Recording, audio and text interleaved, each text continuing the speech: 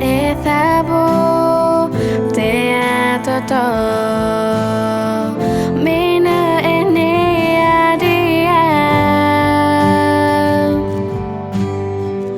o you ta e thabo loya te mina tine da pomu athalia te atua ta sogumo apu ye meti po ambalo shu eda naga twe tan in a cocker without looking back to me naga twe tan in a cocker without say a word to me dado tu do talana takibu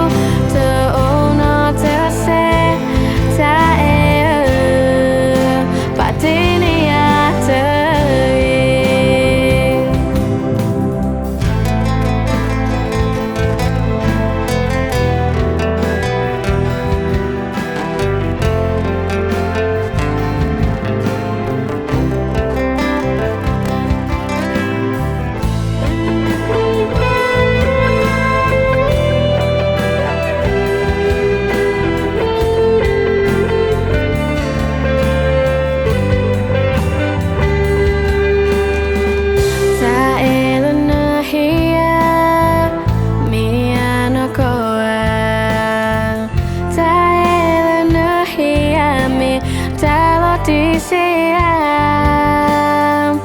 so ye da le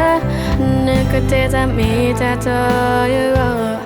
no me si la na thala quia que sa mi thwe ke da lo me ti me no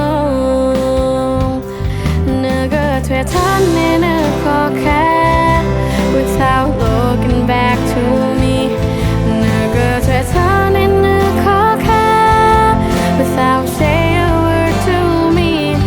dado tu do talana takipu to ono te se ta patini ate naga twe tana koka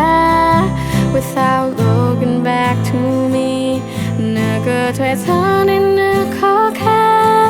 without saying a word to me dado tu do talana takipu to ono te se ta patini ate ta patini ate